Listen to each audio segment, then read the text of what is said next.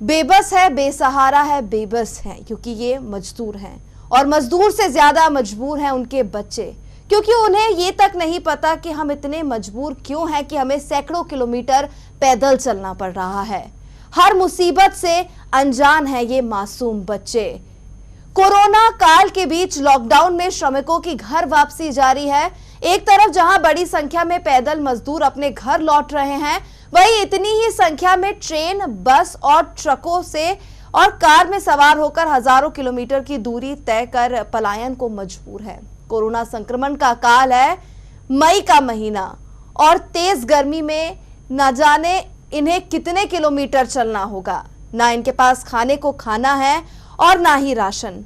पैदल आ रहे मजदूरों और उनके परिवार के साथ सबसे बड़ी समस्या है दूध मुंहे बच्चे, जो इस तपती धूप में माता पिता के साए के नीचे हजारों किलोमीटर की दूरी तय कर रहे हैं। धूप, भूख, प्यास के चलते इनकी तबीयत खराब हो रही है। कई छोटे बच्चे लू और उल्टी दस्त के शिकार भी हो रहे हैं। रास्ते में कहीं भी डॉक्टर नहीं है और बच्चों के लिए दूध, पौष्टिक आहार की कोई व्यवस्था नहीं है। ऐसे में इन छोटे छोटे बच्चों की हालत खराब हो रही है।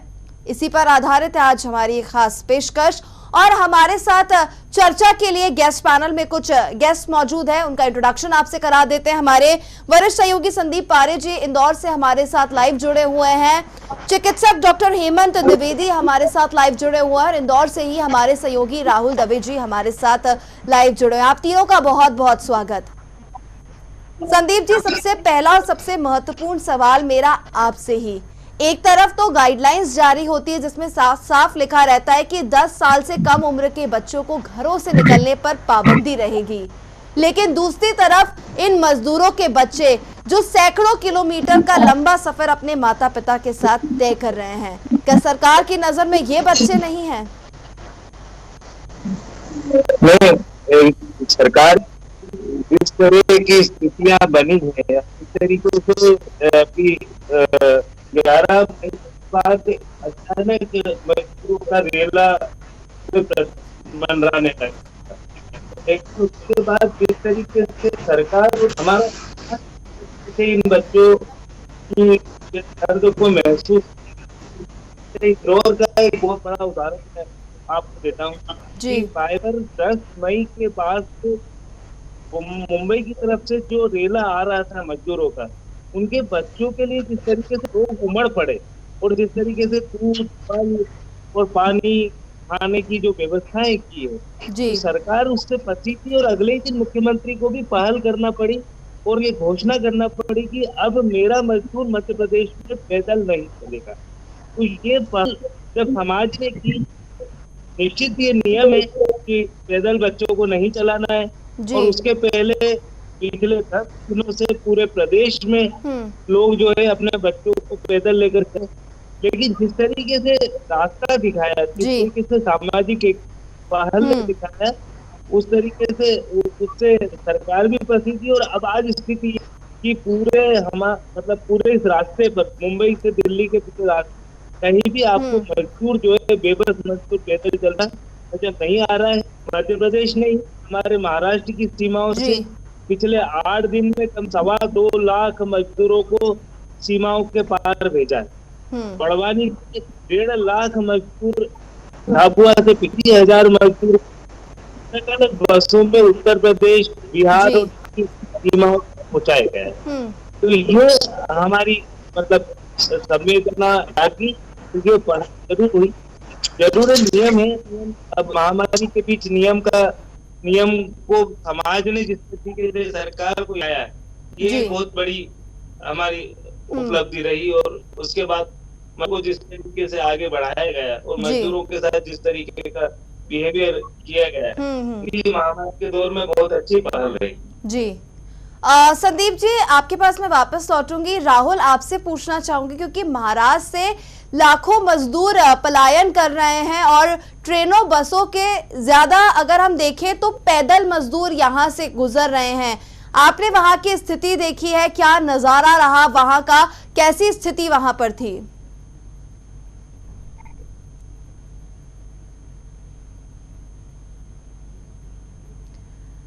राहुल, चूंकि आपने नजदीक से वो पूरा नजारा देखा है जब लाखों मजदूरों का आपकी वॉइस नहीं आ रही, शायद किसी तकनीकी खामी की वजह से हमारा जो संपर्क है, हमारी आवाज हमारे सहयोगी तक नहीं पहुंच पा रही है।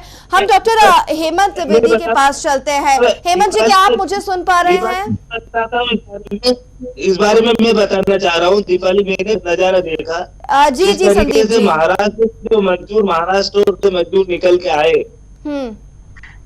और वो लोग जिस तक, कोई मोटरसाइकिल पे चल रहा है, कोई साइकिल पे चल रहा है, कोई पैदल अपने सिर पर वो लेके चल रहा है। जब उनसे बातचीत की गई तो एक जो दृश्य सामने आया, मुंबई, नासिक और पुणे से जो दृश्य सामने निकल के आया कि उन लोगों की पीड़ा ये थी कि उन्हें 10 दिन तक तो खाना मिला, लेकिन बाद में जिस तरीके से उन्हें कहा गया कि भाई यहाँ कोरोना से नहीं मरोगे तो भूख से मर जाओगे, वो जो डर और वो जो भय उनके चेहरे पे साफ नजर आ रहा था। हर मजदूर जो उस तरफ से, गुजरात से या महाराष्ट्र से जो मजदूर आ रहा था, उसके मन में जो एक भय था कि मैं अपने गांव पहुंच जाऊं तो वहां सुरक्षित 2 रोटी खा के जी लूंगा, बजाय इस महानगर पीड़ा से मरने से। क्योंकि सारे मजदूर जितने भी अभी हैं उसमें से कहीं अपने को बहुत ज्यादा कोरोना पॉजिटिव होने की सूचनाएं अभी रही है, तो उससे जाहिर है कि मजदूर कोरोना से कम डर रहे थे। जो वहाँ महामारी से हो रही उन बड़े शहरों में जो दिक्कत हो रही थी और जो भूख की दिक्कत, उससे उसका दर्द उनके चेहरे पे साफ झलक रहा था। बिल्कुल, भूखमरी, महामारी, न जाने कितनी समस्याएं इन मजदूरों और उनके बच्चों के साथ है। हमारे साथ डॉक्टर हेमंत द्विवेदी जी भी जुड़े हुए हैं। डॉक्टर साहब, आपका रुख करूंगी, आपसे सवाल पूछना चाहूंगी कि लाखों मजदूरों का पलायन लगातार जारी है और उनके साथ हजारों बच्चे हैं, और बच्चों की स्थिति अगर हम बात करें तो बच्चों की स्थिति बहुत ज्यादा नाजुक होती है, क्योंकि मई की तपती धूप, ऐसे में उन्हें सफर करना पड़ रहा है। ऐसे में आपसे जानना चाहेंगे कि कोरोना के अलावा या कोरोना के साथ साथ ऐसी कौन सी समस्याएं हैं जो उन्हें हो सकती हैं? देखिए दीपाली जी, कि इस समय अपन सब बहुत ज्यादा गर्मी है, तो सबसे मेन चीज जो उनके ऊपर हो रहा है कि कोरोना का डर, और दूसरी तरफ ऊपर से गर्मी, जिसके कारण या निर्जलीकरण, उल्टी, दस्त, इसकी समस्या हो सकती है उनको। और साथ साथ में क्योंकि बहुत दिन से ठीक से खाना नहीं खा रहे हैं, तो आगे जब से घर पहुंचेंगे जब तक हो सकता है कि उनको कुछ कुपोषण की शिकायत भी हो जाए। पर इस समय एक्यूट फेज में या अभी के लिए सबसे मेन चीज है उनको पानी की कमी और हीट स्ट्रोक या तेज बुखार। तो उसके लिए जरूरी मैं ये कहना चाहूंगा कि वो लोग अपने बच्चों को गीले कपड़ों से सर के ऊपर चिपका के रखें और साथ हर बार पानी पिलाएं, तभी दीपाली। हेमंत जी, लेकिन यहाँ पर मेरा सवाल ये है आपसे कि जिस तरह से ये जो मजदूरों के बच्चे हैं, इन्हें ना जाने कितनी समस्या हो रही होंगी। जैसा कि हमारे सहयोगी ने भी बताया कि 10 दिन तक तो उन्हें खाना मिलता रहा, उसके बाद खाने की भी दरकार रही, और जब पैदल इंसान चलता है तो वाटर इनटेक भी उसे बहुत ज्यादा लगता है, पानी की भी समस्या हो रही है। ऐसे में ये जो बच्चे हैं ये कई तरह की बीमारियों का शिकार हो रहे हैं, डिहाइड्रेशन की प्रॉब्लम इन्हें हो रही है, उल्टी दस्त इन्हें हो रहा है। ऐसे में मैं चाहूंगी कि शायद किसी ना किसी माध्यम से उन तक ये बात पहुंच जाए कि कैसे वो अपने बच्चों का ख्याल इस समय रख सकते हैं। मैं यही बता रहा हूँ कि सबसे मेन चीज तो है कि साफ पानी उनको किसी प्रकार से पिलाया जाए। बार बार भी उनको पानी मिले साफ, वो पानी पिलाएं उनको। उसके बाद जो भी खाने को मिले, तरल पदार्थ ज्यादा जरूरी है इस समय खिलाना बच्चों को। तो तरल पदार्थ है रोटी, सब्जी, दाल, चावल जो भी मिले थोड़ा करके दिन भर 4-5 बार बच्चों को खिलाएं, और साथ में पानी बहुत ज्यादा देनी है।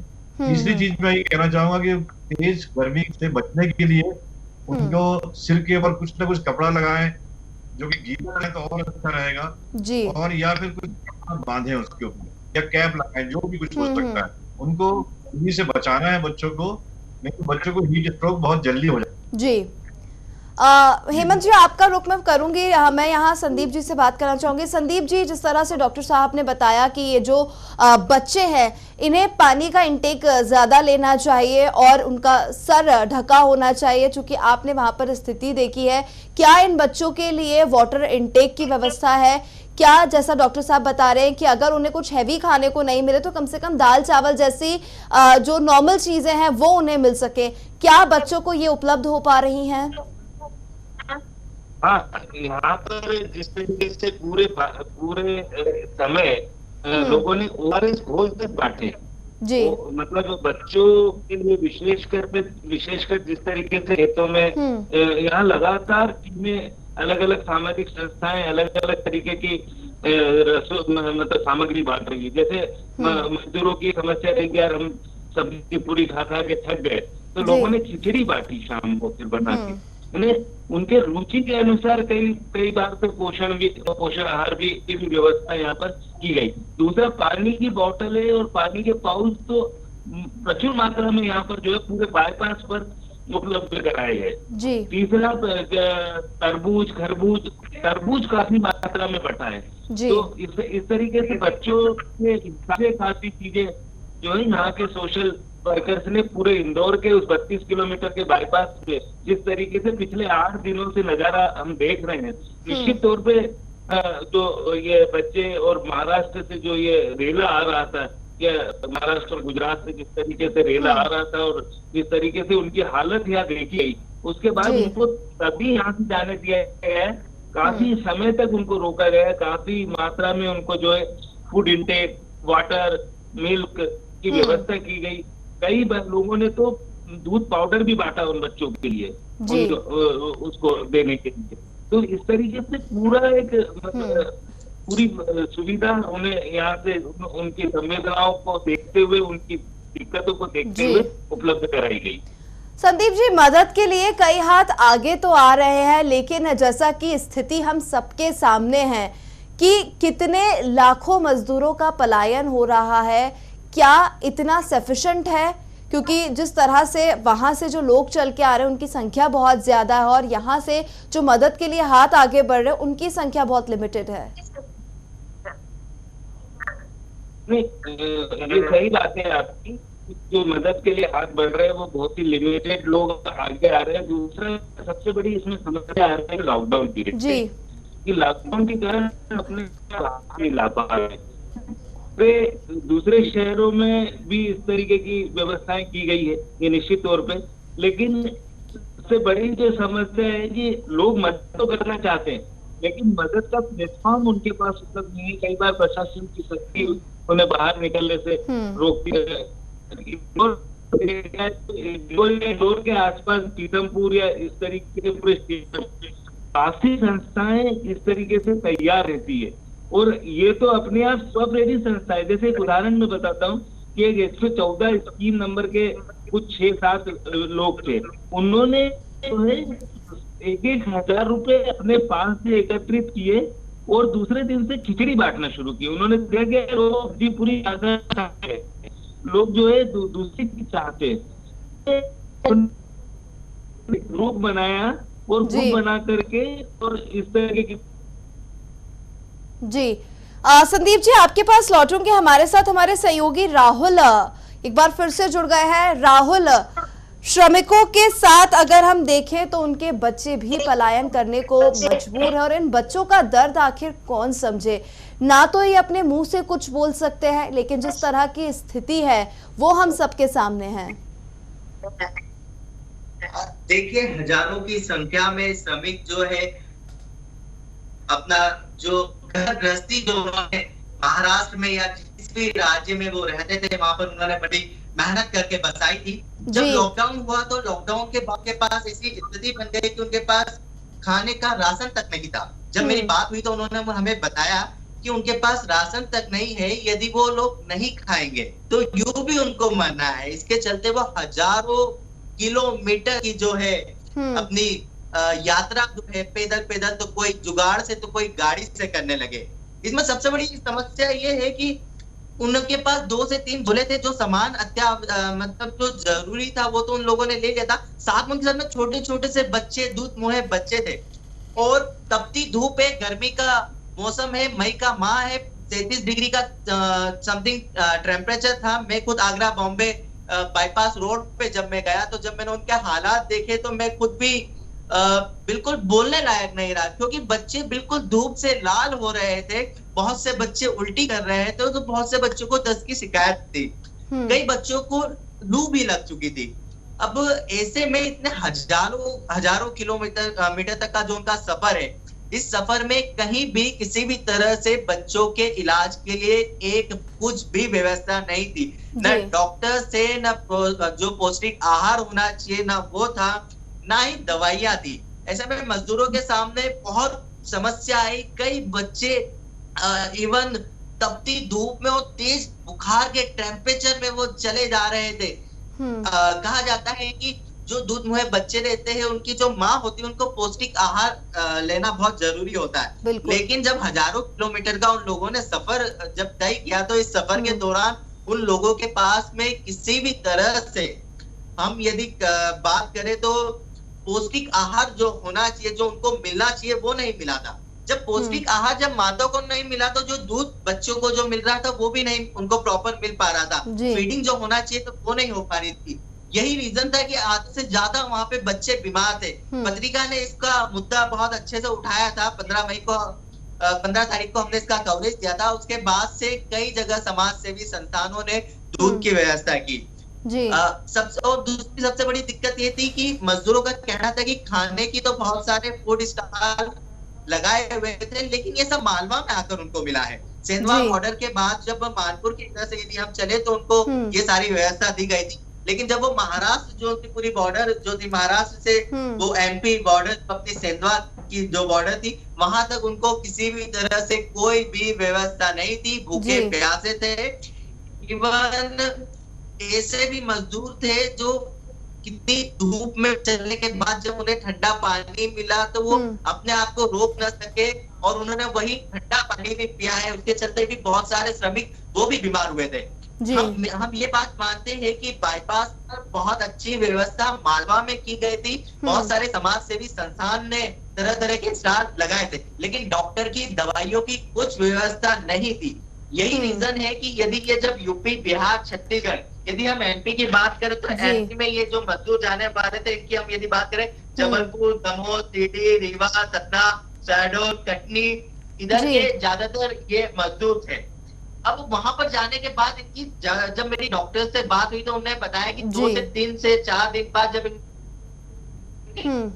जो हालात यदि ऐसे ही रहेंगे तो इनकी वीकनेस बढ़ेगी, ह्यूमिडिटी पावर कम होगी, तो इनमें जो कोरोना का जो खतरा है, कोरोना संक्रमण का, वो कई हद बढ़। जी बिल्कुल, जिस तरह से आपने स्थिति वहां की बताई वो वाकई दिल को दहला देने वाली। किस तरह से जो बच्चे हैं वो मजबूर हो रहे हैं, उल्टी दस्त का शिकार हो रहे हैं। एक तरफ कोरोना जैसे संकट से वो जूझ रहे हैं, वहां से पलायन करने को मजबूर है, वो खतरा तो है ही, उसके अलावा ये दूसरे और खतरे हैं। डॉक्टर साहब, जैसा कि हमारे सहयोगी ने भी बताया कि वहाँ की क्या स्थिति है मालवा में, तो अगर बात करें तो पत्रिका की मुहिम के बाद कई बच्चों को दूध भी मिला है, लेकिन जहाँ से वो चल के आ रहे हैं, यहाँ जहाँ वो जा रहे हैं, वहाँ पर क्या व्यवस्था होगी इस बारे में कोई भी जानकारी नहीं है, और साथ ही साथ मेडिकल फैसिलिटीज भी उन्हें नहीं मिल रही है। मैं आपसे जानना चाहूंगी, अगर कोई मेडिकल इमरजेंसी होती है, जैसे कि बच्चों की तबीयत ज्यादा खराब हो जाती है, तो ऐसे में इन मजदूरों को क्या करना चाहिए? अगर कोई मेडिकल इमरजेंसी होती है, मेनली मेडिकल इमरजेंसी इनको होगी डिहाइड्रेशन की, पानी की कमी की, और दूसरा तेज बुखार की, और तीसरा जो है वो लू की। तो इनके लिए उनको अगर वो चाहें तो तुरंत जहां भी बॉर्डर पे है वहां पे उनके आसपास जो भी वहां पे जाके वो पूरा इलाज दे सकते हैं। 24 घंटे डॉक्टर्स उपलब्ध हैं हमारे यहाँ पे। और एक तो ये है, दूसरा जो स्वयंसेवी संस्थाएं हैं उनके साथ साथ में डॉक्टर्स भी जुड़ सकते हैं, और वो लोग भी जा सकते हैं बॉर्डर पे या बाईपास पे जाके और अपनी कुछ सेवाएं दे सकते हैं जी। और साथ में कुछ दवाइयां भी ले जा सकते हैं हम लोग। तो ये चीज कर सकता है, गवर्नमेंट भी कर सकती है और स्वयंसेवी संस्थाएं कर सकती है। बिल्कुल, आशा तो हम भी यही करते हैं कि स्वयंसेवी संस्थान हो या सरकारें हो, वो इन मजदूरों के लिए हाथ आगे बढ़ाए और रास्ते में इन्हें मेडिकल फैसिलिटी की तो एटलीस्ट सुविधा मिल सके। डॉक्टर साहब, यहाँ पर हमारे सहयोगी ने ये भी बताया कि कई क्षेत्र ऐसे थे जहाँ पर खाने के पैकेट्स दिए गए, कहीं जगह मिल्क पाउडर दिया गया इन दूध मुँहे बच्चों के लिए। तो ऐसी जो चीज़ें हैं जिन्हें वो प्रिजर्व करके रख सकते हैं, तो वो कैसे अपने साथ इसे रखें ताकि जो सफ़र है उसमें ये बीच बीच में बच्चों के काम आ सके? देखिए, ये जो चीज मिल्क पाउडर दिया है, ओआरएस दिया है, या कुछ रेडी फूड्स दिए हैं जिनको पानी में घोल के अपन बना सकते हैं, तो ये सबके लिए एक अच्छा और साफ पानी बहुत जरूरी है जी। तो जो माँ बाप है उनको केवल एक ही चीज का ध्यान रखना है कि पानी जो है साफ पानी बच्चों के लिए बचा के रखें। जैसे कि अगर बॉटल्स दी गई थी उनको पानी की, तो वो खुद अपने कहीं और से भी पी सकते हैं पानी, पर वो बॉटल्स का पानी जो है उससे दूध बनाएं और साथ में खाने की चीजें भी बनाएं, तो उस पानी से बनाएं, क्योंकि खासकर बच्चों के लिए बहुत जरूरी है कि साफ पानी मिले उनको। और जब साफ पानी मिलेगा तो ही वो उस चीज को उसका साइड इफेक्ट नहीं होगा। अदरवाइज पानी सारी की सारी चीजें जो है रेडी मिक्स है, उनको पानी के साथ में बनाना पड़ेगा उनको। इसलिए पानी बहुत जरूरी है कि वो पानी साफ पानी यूज करें या उबला पानी यूज करें, तो बच्चों को समस्याएं कम से कम होंगी और इन चीजों का सदुपयोग हो पाएगा जो कि स्वयंसेवी संस्थाएं उनको दे रहे हैं उनके बच्चों के लिए। जी डॉक्टर साहब, बहुत अच्छी जानकारी आपने दी। यहाँ पर डॉक्टर साहब ने बताया कि कहीं भी पानी की बॉटल्स अगर मिलती है इन मजदूरों को, तो वो पानी की बॉटल्स अपने बच्चों के लिए प्रिजर्व करके रखें, क्योंकि साफ पानी देना यहाँ सबसे ज़्यादा ज़रूरी हो जाता है, क्योंकि पानी से ही सबसे ज़्यादा वायरस फैलता है। इसीलिए जहाँ भी साफ पानी मिले, बॉटल का पैक्ड पानी मिले, उसे रख लें और बाद में वो बच्चों के काम में, चाहे दूध बनाने के काम में आए या उन्हें पिलाने के काम में आए, ये बहुत ज़रूरी है। यहाँ डॉक्टर साहब ने जो जानकारी दी। राहुल जी, जैसा कि डॉक्टर साहब ने भी बताया और आपने जो स्थिति है वो आपने बताई, हमने भी सुना कि क्या वहाँ पर स्थिति है। बड़ा सवाल यहाँ पर ये है कि इन मजदूरों के लिए भले ही लाखों करोड़ के पैकेज के घोषणा कर दी जाती है, लेकिन फिर भी जो स्थिति है वो हम सबके सामने है। आखिर इसका जिम्मेदार कौन है? देखिए, मैं कहूंगा कि इसका जिम्मेदार सीधे तौर पे सरकार है। सरकार इसलिए है क्योंकि बहुत सारे पैकेज तो लॉन्च कर दिए गए हैं, लेकिन जो श्रमिक है, जो उसका हकदार है, उस तक आज भी नहीं पहुंच पाए। यदि उन तक पहुंच जाते, जिस तरह से मेरे पे मजदूरों से बात की, तो उन्होंने मुझे बताया कि यदि उन्हें प्रॉपर राशन और प्रॉपर जो सुविधा जो सरकार जितने दावे कर ली है वो सब यदि उन्हें वहां पे मिल जाती, तो वो लोग यहाँ उनके यूपी, बिहार और छत्तीसगढ़ या मध्य प्रदेश नहीं आते। साफ तौर पे कहना था कि ना तो राशन था, राशन की बात जरूर की गई थी कि उनके घर पे 3 महीने का राशन, 5 महीने का राशन, 2 महीने का राशन पहुंचा दिया जाएगा। उनके नाम भी प्रॉपर लिखे गए, लेकिन लॉकडाउन 1, लॉकडाउन 2 तक उन लोगों के पास जब राशन नहीं पहुंचा और उन लोगों के पास कोई व्यवस्था नहीं थी, इसके चलते सीधे पलायन उन्होंने करना शुरू कर दिया। सरकार ये वास्तव में जो उन्होंने पैकेज राहत के जो दिए थे, वो जो मजदूर है उन तक यदि पहुंचते, तो ये वो मजदूर है जो अपने घर पलायन नहीं करते। जी चलिए राहुल, बहुत शुक्रिया आपका। यहाँ संदीप जी, आपसे मैं आखिरी सवाल पूछना चाहूंगी। ये जो पूरी स्थिति है जो हम सब के सामने है, जिसको बेहतर आपने देखा है, इस पूरी स्थिति पर आप क्या कहेंगे और इसका जो ऑल्टरनेटिव है वो क्या निकल सकता है? कैसे इनकी जो हम हेल्प है वो कर सकते हैं? पूरी स्थिति को देखते हुए अभी इस समय की जो परेशानी है, सबसे परेशानी है कि लोगों में एक भरोसा पैदा करना है, क्योंकि लॉकडाउन 1, 2, 3, 4 तक अभी भी परिस्थितियां सुधरती नजर नहीं आ रही है कोरोना को देखते हुए। तो और दूसरी बात ये कि सरकार दोनों तरफ काम कर रही है, इधर उद्योगों को खोल दिया गया है और इधर मजदूर पलायन कर रहे हैं। तो ऐसी स्थिति में सरकार को एक ही अल्टरनेट करना चाहिए कि इन मजदूरों में भरोसा पैदा करके इन्हें रोकना चाहिए और इनको जो वास्तविक रूप से जो पैकेज दिए जा रहे हैं या वास्तविक रूप से जो इनके राशन पानी की व्यवस्था सरकार कागजों में कर रही है, जैसे अभी इन्हें जून का राशन बांटना है, अभी इन्होंने अप्रैल, मई और मार्च, अप्रैल, मई का राशन इकट्ठा दिया था इन गरीब लोगों को पात्रता पर्ची के आधार पे, और अभी जून का राशन गोदामों में पड़ा हुआ है। लेकिन सरकार उसको बांटने की कोई व्यवस्था नहीं कर रही। अगर ये व्यवस्था कर दे तो भी मजदूर जो है जहाँ है वहीं पर रुक सकता है। जी, सबसे बड़ी चीज कि मजदूर को रोकना एक बड़ा है अब। जी, चलिए संदीप जी, बहुत शुक्रिया तमाम जानकारी के लिए। डॉक्टर साहब आपका भी बहुत शुक्रिया, आप हमारे साथ जुड़े और बहुत अच्छी जानकारी सभी दर्शकों को दी। आप सभी गेस्ट का बहुत शुक्रिया।